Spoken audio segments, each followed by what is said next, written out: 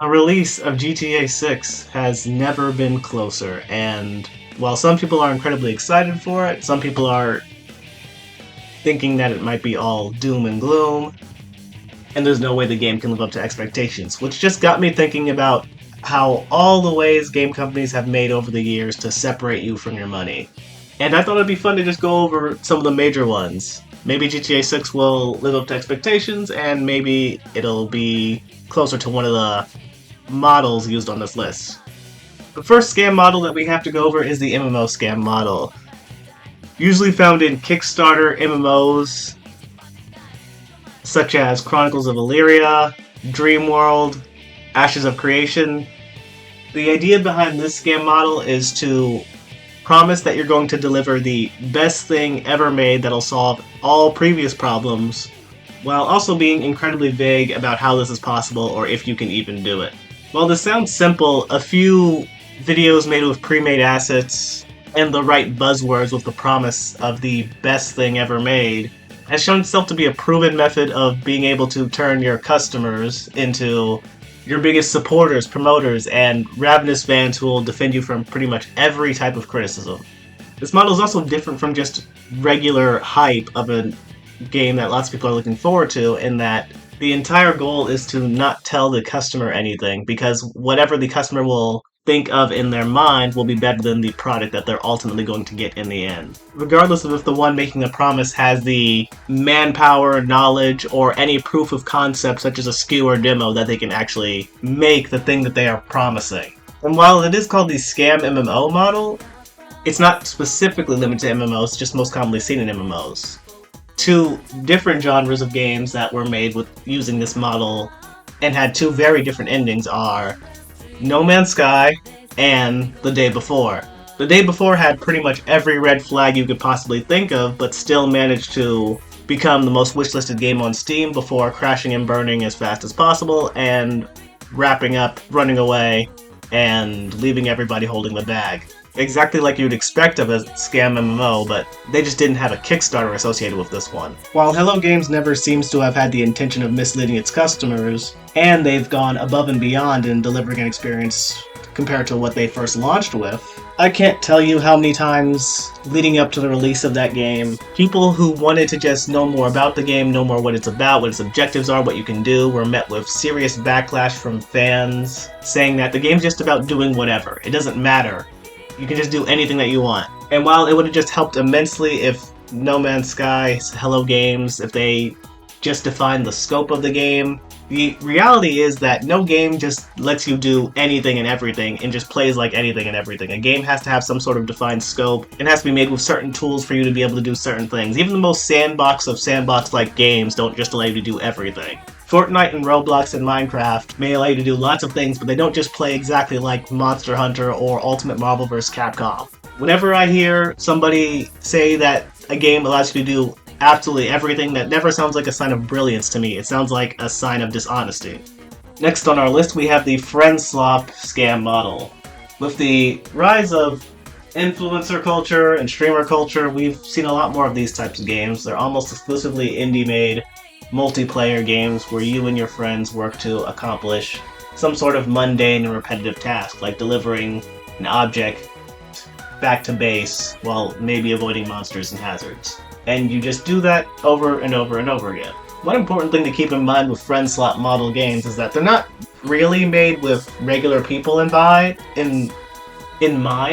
Friend slot games are almost exclusively made for content creators and streamers so that they can upload another video with their surprised face thumbnail and the tagline, "Guys, this is incredible and insane. This is the funniest game ever made." And in hopes that you'll have FOMO and you'll want to get in on the latest meme game before everybody moves on to the next thing, you'll also impulse buy it and do the same thing for a couple hours, maybe a weekend, and then never open the game again or even remember what its name is. And maybe that's a bit cynical to think. In a world where there are so many games trying to compete for your attention and all your time, maybe a shorter, smaller, more arcade-like experience is actually kind of refreshing. But on the other hand, why think? Why even bother trying to be discerning or trying to have taste in what you may want to play. Don't buy that AAA slop of whatever new update to Marvel Rivals or The First Descendant is coming out. You gotta buy the new Friend Slap game before your favorite streamer moves on to something else. Don't think, just consume! You're not some sort of corporate shill, are you? Don't support the big guy in whatever latest repetitive thing they're doing is. So you gotta support the little guy in whatever latest repetitive thing they're doing is. You see the difference? But the point is, the Friend Slap model is, I never really bought into the idea that this is any nobler than what AAA companies are trying to do.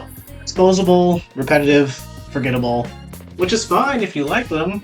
I just find it annoying when people brag about how Burger King is better than McDonald's. Next we have the Legacy Scam model, which usually goes something like, from the creators of Titanfall, from the creators of the Arkham Trilogy, from the creators of Halo. The focus of this scam model is to give the customer some sort of false sense of security by promoting the accolades and successes of past games that the company made.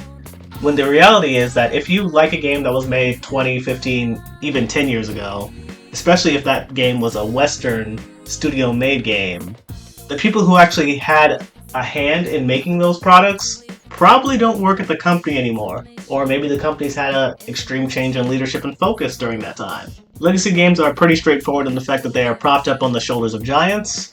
They use the success of the past games to just make themselves seem like they're going to be able to give you something of higher quality. And this applies for both patterns that are seen in declining quality, such as with BioWare, where they made Mass Effect Andromeda, Anthem, and then Dragon Age The Veilguard. Bungie has been completely up and down ever since Halo with Destiny. It's been like a just out-of-control roller coaster. And now with Marathon, it's just in a complete downward spiral into the abyss. And also one-off titles like Redfall or Titanfall, which I said Titanfall, I meant Highguard.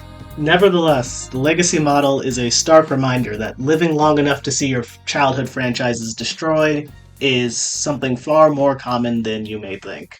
Next we have the gacha game model. And while gacha games have existed in the mobile space for a long period of time, it wasn't until Hoyo vs. Genshin Impact when they really became popular, and people started to realize just how much money these games could make if they were moved into the AAA space and given just a little bit more budget and time. And one of the frightening things about gacha games is that they are just so easily mass-producible. To make a gacha game, you primarily need three things. First, and most importantly, you need cool and attractive characters that lots of people will want to pull and spend money on. Two, those characters need flashy skills that people want to make team compositions of and experiment with and build. Three, they need a variety of challenges, enemies, and content for them to throw themselves at. Not necessarily really high quality content, but just repeatable and grindable content for the most part. Most of the time this means solving very simple puzzles for a sense of accomplishment and fighting enemies that are different colors. This time they're going to be ice, doing ice damage, and they'll be a little tankier. They'll be a bit more of a damage sponge. And some gacha games take different avenues. Some of them try to go for a more PvP focused route where you'll be competing against people dumping tens, if not hundreds of thousands of dollars into their teams to make themselves nigh untouchable. Some gacha games go full waifu collector where they'll just add nothing but cute anime girls over and over again. But even stranger still, despite all of the random aspect where you're not actually able to get the character and equipment just outright, the fact that if the game shuts down, you'll have nothing to show for all your money and time, except for your memories. The majority of the people who play gacha games are completely satisfied. That's right, in the case of this model, the player base is almost completely satisfied, and most of the time complaints are from people who don't play gacha games, but rather see them as an eyesore, or they blame gacha games as a reason for the deterioration of the gaming industry, or for the spread of harmful practices in video games. In spite of all of this, gacha games still seem to be on an upward trend in terms of how many of them are coming out and how much money they are making. Nevertheless, it'll be interesting to see what more of these gacha games, especially these AAA gacha games, do in the future. Whether they really just say, hey, it's costing too much to keep this up, so we're just going to pull the plug, move on to everything else, everything that we did before is gone. or if they're going to have to adopt like more ways to make money, like having a subscription to now play these previously free-to-play games. But all that's kind of more on the speculative side, so we're just going to move on. Next up, we have a really annoying one to talk about, but it's the DEI scam model. Well, this gets a bit muddy because some people will go as far as saying that, well, Elden Ring has body type 1 and body type 2, so that makes it a woke DEI game. I think there's a very clear distinction between a DEI-focused game like Dragon Age the Veilguard, the Saints Row remake, Concord, or Dustborn, and a game like Elden Ring. And this is where I will put my tinfoil hat on just a little bit, because overall, I think that most DEI-centric games don't actually fail because of DEI itself. They fail because of a horribly drop in quality in both the gameplay and the writing. The people who are making DEI-centric games don't really seem to care about making something that is actually impressive, but just by including characters or themes that are non-male, non-white, non-straight, or non-traditionally attractive woman is something that's worthy of praise, as if on the same level as doing something that's actually impressive or fun. It's the idea of cheap praise without actually putting in any effort in. The DEI model is kind of the equivalent of a Dark Souls broken sword, broken shield build, in the fact that you use DEI as your sword to have an impact in the industry and to stand out. But people don't really like these kind of games, they find them uninteresting, so you have next to no impact, at least in terms of like a financial impact. And you use it as your shield to defend against any sort of criticism or backlash saying that you can't say anything bad about these games or you're a bad person. However, we're seeing more and more that people aren't really afraid to let it be known that they dislike these types of games, and in fact, people often seem to just celebrate these games when they fail, and they celebrate the companies when they fail as well. But again, I just can't believe that the people who are making these games actually care about what they are doing. They want to make a game with DEI included, but I just don't believe it goes any further than that. Otherwise, why would you bother making characters that are so unbearable, unlikable, unrelatable, and games that are just so unmemorably boring or hard to sit through? Feel like a chore, which might just make DEI model games the ultimate scam, because in this case, it usually doesn't end up negatively hurting the customer, but it almost always ends up negatively hurting the publisher. Alright, last two on the list, and we're going to try and go through both of them very quickly because there's not as much to say. One of them is more speculative because it's newer, and the other is just pretty simple to explain. First up, always online, always digital. This is a scam model that's normally associated with DRM because a game would always need to be online, even in the case of offline single-player games. This also had the secondary effect of negatively affecting performance. However, now because Sony and Microsoft have declared war on physical copies, and honestly because people have been buying less physical copies over the years, this was a thing that was kind of always going to end up happening.